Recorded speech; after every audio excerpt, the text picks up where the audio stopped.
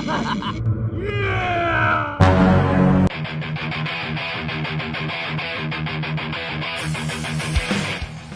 Go7 Lover dimanapun kalian berada, masih aman kan kuota kalian? Kali ini saya akan menceritakan tentang sebuah film lawas namun memiliki adrenalin yang cukup tinggi. Dengan kata lain bisa dibilang film yang bisa membuat jantung kalian nyut-nyutan. Film ini berjudul Story of Ricky. Film yang menceritakan tentang seorang napi bernama Ricky yang diremehkan oleh seluruh gangster di penjara. Namun siapa sangka ternyata Ricky adalah seorang ahli bela diri yang sangat mematikan. Penasaran dengan alur cerita selengkapnya? Penasaran? Siapkan kopi dan cemilan, selamat menonton dan mari kita beradrenalin.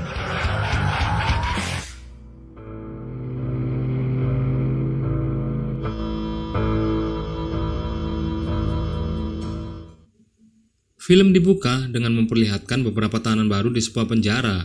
Dan salah satu di antara mereka adalah Ricky. Ricky dipenjara karena ia membela pacarnya yang saat itu hendak dibunuh dan dilecehkan. Namun tanpa sengaja ia membunuh pelaku pelecehan tersebut. Ricky pun dibawa masuk ke penjara, namun saat ingin masuk tiba-tiba alat pendeteksi berbunyi yang membuat para sipir kebingungan karena Ricky sama sekali tak membawa benda apapun. Mereka pun langsung memeriksanya dan siapa sangka di dalam tubuh Ricky terdapat beberapa peluru bersarang. Sang sipir pun bertanya mengapa ia tidak mengeluarkan peluru-peluru tersebut. Dengan santainya Ricky menjawab jika itu adalah kenang-kenangan buat dirinya. Di lain cerita terlihat salah satu napi sedang menggosok gigi dan tiba-tiba ya, dia didatangi preman penjara yang bernama Samuel dan tanpa sepatah kata pun ia langsung menghajar napi tersebut. Dikarenakan sebentar lagi napi tersebut akan bebas dari penjara sehingga si napi pun juga pasrah saat dihajar. Tak lama kemudian datanglah Ricky dan langsung menghajar preman tersebut. Anak buahnya pun tak terima dengan perbuatan Ricky, apalagi Ricky merupakan anak baru di penjara itu. Namun saat melihat wajah Ricky yang sangat marah, ia pun mengurungkan niatnya untuk balas dendam kepada Ricky. Waktu pun telah berlalu, namun si bapak-bapak tadi tidak juga kunjung dibebaskan. Ternyata para sipir di sana tidak berani membebaskannya tanpa seizin dari napi yang berkuasa di penjara. Karena frustasi, dia pun nekat mengakhiri hidupnya, mengingat ia sudah tidak tahan dengan semua yang ia alami selama di penjara itu. Ricky yang mengetahui hal itu sangat merasa sedih dan ia yakin ada sesuatu yang salah di dalam penjara itu. Kemudian ia meluapkan emosinya dengan berteriak di tengah guyuran hujan.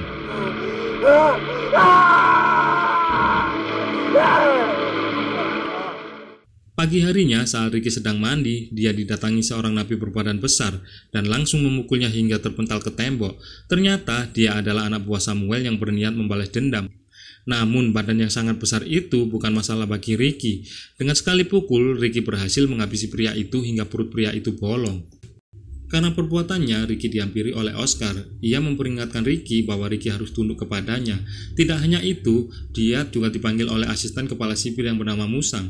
Di sana, Musang memberikan tambahan masa penjara selama 2 tahun. Setelah itu, Musang menunjukkan foto almarhumah pacar Ricky. Dengan berat hati, Ricky menerima hukuman itu, lalu mengambil foto pacarnya, tapi tiba-tiba ya, tangan Ricky dibacok dengan tangan bajak laut miliknya dan dihajar oleh si Musang. Emosi Ricky pun langsung memuncak saat foto almarhumah pacarnya dipermainkan. Ricky pun mengamuk, namun ia tidak menghabisi Musang. Yang ia inginkan hanyalah mengambil kembali foto almarhumah pacarnya tersebut.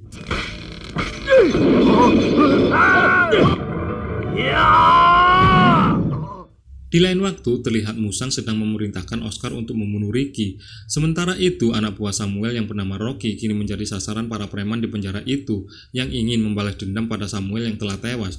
Salah satunya adalah Andre yang ingin membunuh Rocky. Di saat bersamaan, Oscar datang dan menolongnya karena ia merasa itu adalah wilayah kekuasaannya. Namun Andre tidak mau tahu, yang penting ia bisa balas dendam. Oscar yang mengetahui itu pun tidak tinggal diam dan ia langsung membacok Andre. Kemudian Oscar membawa Andre ke lapangan dengan tujuan untuk memancing Ricky. Karena ia tahu Ricky adalah orang yang suka menolong, dan ya benar saja tak lama kemudian Ricky datang ke sana dan tanpa basa-basi lagi Oscar langsung menyerang Ricky. Namun Ricky sama sekali tidak mau membalasnya. Ia berkata pada Oscar jika masih ingin hidup ia harus melepaskan Andre. Karena Oscar tak mau, akhirnya Ricky pun meluapkan amarahnya.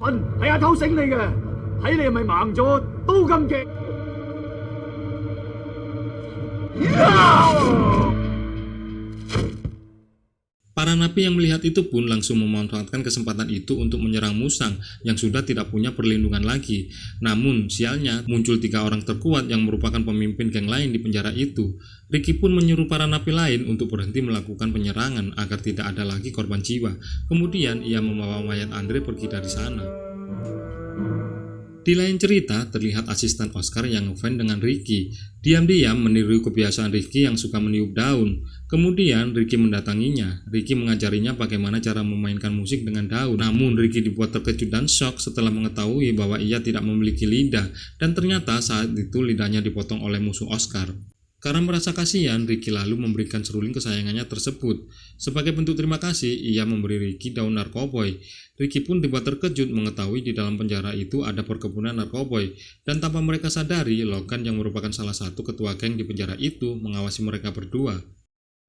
Asisten Oscar itu pun dipanggil oleh 3 penguasa karena telah membocorkan rahasia ladang narkoboy yang ada di penjara itu.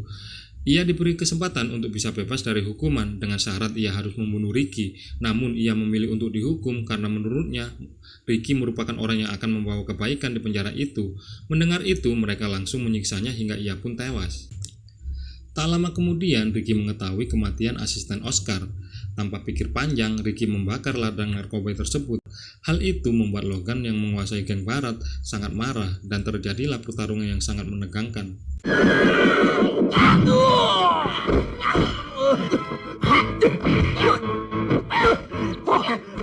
Pada akhirnya Ricky dibawa ke sebuah ruangan oleh Tarzan karena ia ingin menghabisi Ricky dengan tangannya sendiri. Namun baru saja mereka mulai pertarungan, tiba-tiba ada semen yang masuk ke dalam ruangan tersebut hingga membuat Ricky dan Tarzan tenggelam. Beruntung Ricky masih bisa lolos dari tempat itu dan bahkan ia juga menyelamatkan Tarzan. Namun saat berusaha kabur, semen di badannya mulai mengeras hingga membuat Ricky tak bisa lari lagi.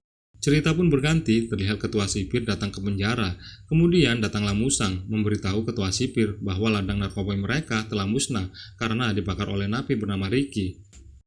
Dengan pengamanan yang sangat ketat, ketua sipir segera menemui Ricky. Hal mengejutkan kembali terjadi ketika Tarzan tiba-tiba menyebol tembok dan bertarung kembali dengan Ricky. Namun seketika itu, atap di atas mereka yang terbuat dari baja perlahan turun ke bawah. Ricky dengan sekuat tenaga berusaha menahannya, namun ketua sipir dengan sengaja menyetrum Ricky dengan listrik bertegangan tinggi.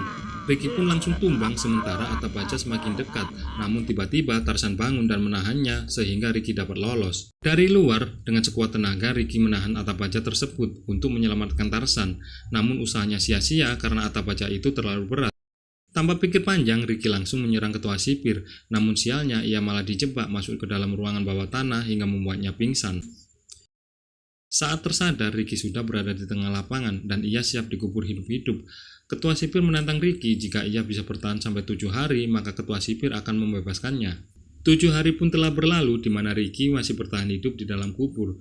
Tetapi sialnya, ketua sipir mengingkari janjinya dan kembali memasukkan Ricky ke dalam penjara. Tak hanya itu, Ricky juga disiksa habis-habisan selama berhari-hari tanpa makan dan minum.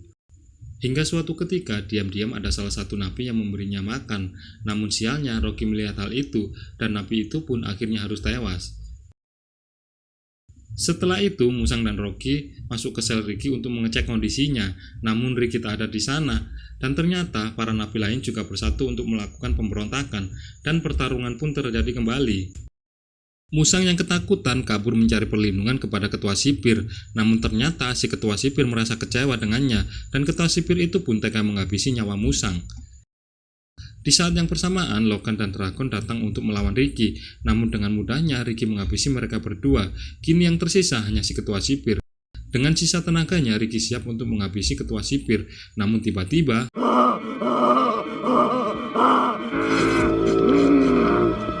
ya, layaknya Hulk yang berbadan besar yang sangat kuat, ketua sipir berubah menjadi monster dan menghajar Ricky habis-habisan.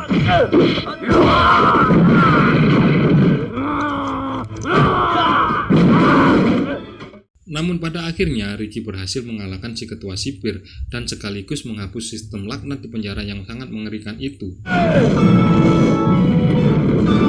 Dengan sekali pukul, Ricky merobohkan tembok penjara dan para napi lain akhirnya bisa bebas dari penjara yang sangat mengerikan itu, dan film pun tamat. Pesan yang bisa diambil dari film ini adalah orang pendiam bukan berarti penakut, namun terkadang pendiam akan menjadi yang sangat mematikan.